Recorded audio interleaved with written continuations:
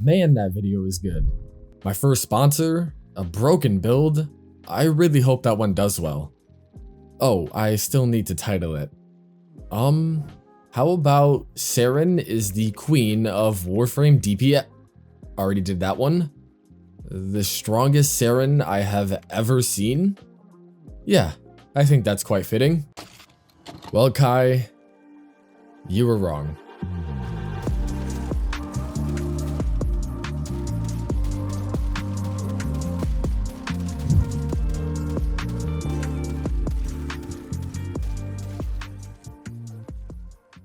Incredibly overdramatic intro that took me way too long to make. Besides, truly, this is pretty ridiculous and definitely worthy for my first video back from my break.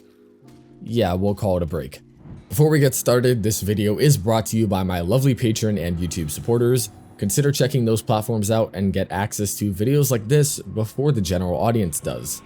Also consider checking out my Discord and Twitch. All of these will be linked down below. And now, back to the video.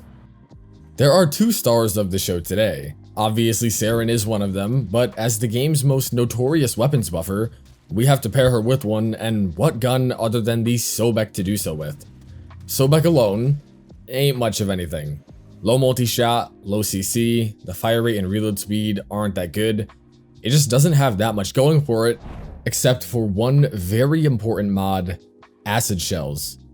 Acid Shells is one of 4 weapon-specific mods in the game that have a unique trait wherein on kill, enemies will explode and deal 2 instances of damage, one being X amount of a certain element, and the other a percentage of their max health as blast damage to all enemies within a definite radius.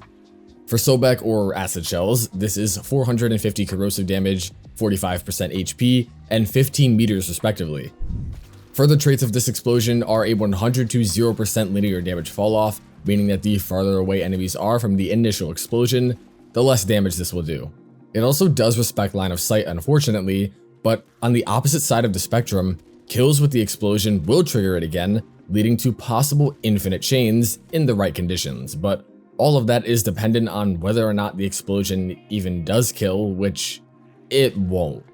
Right now at least. Now, why is this damage so pitiful? Well, there are a few reasons, and one of them is unfortunately a major bug that is currently affecting all percent HP mods. For whatever reason, the mod is scaling the amount of HP redirected off of enemies' base non-steel path values.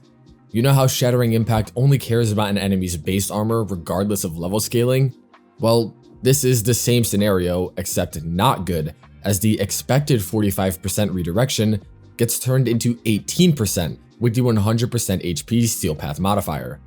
I know this may sound bad, and admittedly it is, but again, look at this clip. This is still a very powerful build, and if it gets fixed, it will only get better.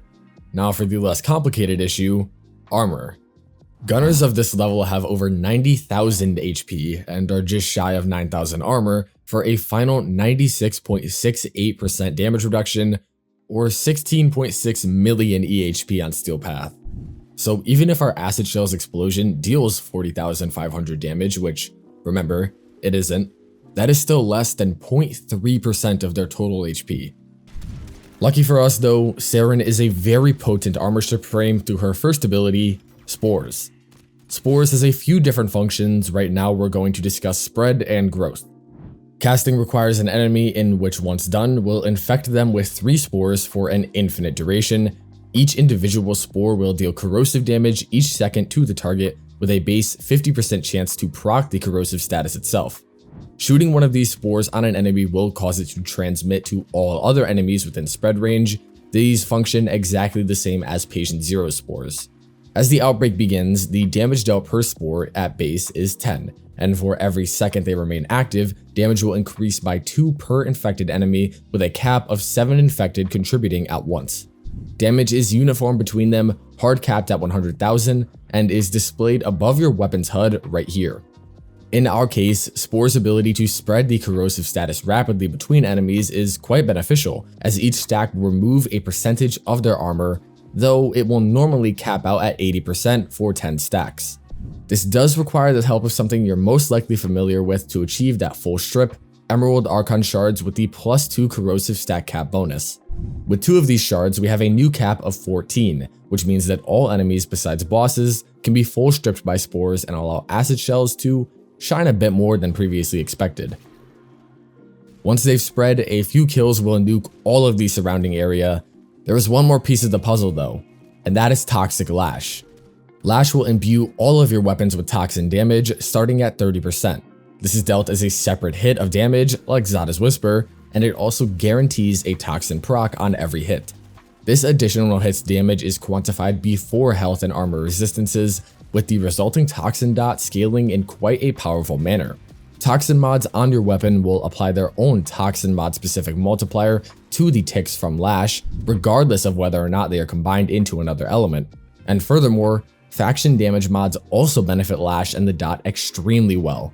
First, they will multiply your weapon's initial damage. Then they will multiply the Lash instance a second time, and then finally multiply the resulting dot a third time, otherwise known as triple dipping.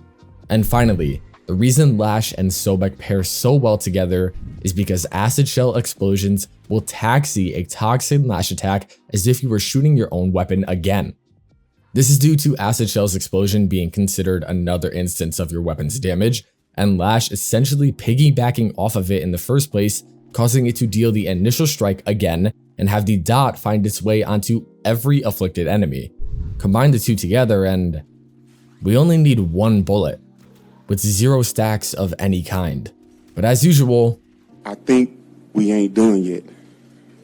Acid shells and other percent HP mods are affected by faction damage sources differently than you may expect.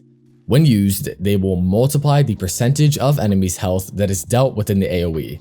If the mod were functioning correctly, the math would look as follows. With just a normal faction mod, that is 45% times 1.3 for 58%. Add in Roar's base 30 and that becomes 72%. To get the full 100% redirection, we need 2.23 or 123% faction damage. Now, any kill with acid shells in a perfect environment with 0 falloff will kill all surrounding enemies immediately. Before we get to the builds, there is still one final multiplier we can add in here, Emerald Archon Shards again, but this time with the Toxin status damage multiplier of 30% for non-Taus and 45% for Tau. These shards are quite powerful for many reasons on Saryn, and a big thank you to Jazimus on YouTube for this great video explaining their function. Their channel will be linked down below. Emerald shards add a multiplicative damage buff to our toxin dots. Say they deal 100 damage, take that and use this equation to find the brand new value. Interestingly, this is multiplicative with faction damage sources like Roar, and this does extend to Lash as well. While it does not double or triple dip, with how much damage we already have here, that would have been quite absurd overkill. Let's talk about the Sobek build as it opens up a bit more discussion on tech we use in this build. Acid shells, obviously. Galvanize Hell for more multi-shot, the Bane mod of your applicable faction, and our element of choice is going to be viral rather than corrosive, as Saryn has an augment for her first ability, Venom Dose, that on hold cast gives a rather excessive amount of the stat. Because Lash also takes into account any form of toxin, regardless of whether or not it is modded into other elements, the corrosive buff here does work to multiply that and then build viral on our weapon to get that multiplier too. We do build this with the Toxin 60/60 mod and then Chilling Reload, which forgoes the additional status chance for a reload buff, something I find necessary on the Sobek. Furthering the Toxin specific buffs provided to Lash, Contagious Spread should also be slotted in here. Because Acid Shells deals percent HP damage and we are armor stripping, it will scale to level cap all on its own, and unfortunately, Galvanized Savvy does not buff the explosion or the taxied toxin dot from Lash at all, but it is still useful for killing the initial target. There is not much else that could go in here, and considering that with just our weapon, we can apply 6 different statuses, it does help out a lot. I have 2 different options for your last 2 slots and Arcane. If you have Primary Blight, use it. Blight on Toxin proc will add multi-shot and critical damage, stacking up to 144% critical damage and 72% multi-shot. Shotguns get affected by multi-shot particularly well due to their innately high value, and even with Sobek's low base of 5, At max blight and galvanize, you are firing 15.1 pellets per trigger pull. Because the arcane does add a lot of critical damage, running crit decel to up our CC to 33% will again help with killing the initial target. If you'd like even more critical damage, consider dropping Barrage for primed ravage. If you do not have blight, run Merciless instead and Seeker over deceleration for the added punch through. Our fire rate issue on both builds is solved through our companion and the reinforced bond mod. Reinforced provides 60% more fire rate for our weapons if our companion has more than 1150 shields. My companion of choice, Nautilus, doesn't have that though, so how do we hit this benchmark? Reinforced also states that reloading will grant your companion 150 shields that will stack into overshields. To get around this reload requirement, we can use an interesting piece of tech. With a high fire rate and high magazine secondary, the Dex Furus for example, dumping the mag and then switching back to Sobek with the eject magazine mod at rank 0 will have it passively reload the mag, which does count towards reinforced, which when combined with calculated redirection, gives us just enough shields for the fire rate buff. Just pay attention to this in mission, swap back and dump mag when these shields drop. Here is the rest of the setup though, built for cordon spam to help group enemies for acid shells, and the use of duplex bond with this Hellstrom build makes status priming quite easy. Remember, Viral's multiplication does work for acid shells. Here is the Furus build as well. Now, time for Saryn. Firstly, I do have a Tau casting shard. This isn't necessary, but I like the speed it provides. Strength and range are arguably the most important stats for this build, starting with the former Blind Rage, Transient Fortitude, and Umbral Intensify as a baseline. This gives us almost 300% strength, but unfortunately, we do need range for our Spores spread radius, which at 235 cuts us down to 238 strength, which we will rebuild with Vault Augmented, Prime Continuity for durations over 30 seconds, and Venom Dose for that corrosive buff. At such high strength though, our Spores have well over 100% status chance and fully strip enemies within 3 or 4 ticks, and Lash gives an insane 96%. Aura-wise, run Brief Respite, which when combined with 2 Augur mods on our pistol and either Reach or Secret Tier, a single cast of Mult, Saryn's second ability, will give us over 200 shields. According to the shield gate chart, this provides us with just over 1 second of shield gating, basically equal to running catalyzing, except we just don't need it. Spam like this is tough without sufficient energy generation though, so make sure to run Energize and Xeneric or adjust the build in what is most comfortable for you. Finally, Prime Sure-Footed because staying off your... not this time. Praetos with this build is great for Acolyte killing through heavies, and the movement bonuses provided are always welcome. Oh, and if you somehow haven't noticed, yeah, we're using Roar as it is paramount to buffing acid shells and Lash, alongside making our Spores deal much more damage. And there we have it everyone, Saryn Perfected. Or Unbound. I haven't actually decided on the title yet, but whichever one I do choose, how do we feel about that?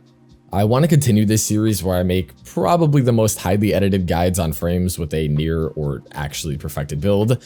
Next is probably Equinox, and after that the Gauss Thermal Sunder build, though I may throw in another Dante or Neja video that isn't as highly edited.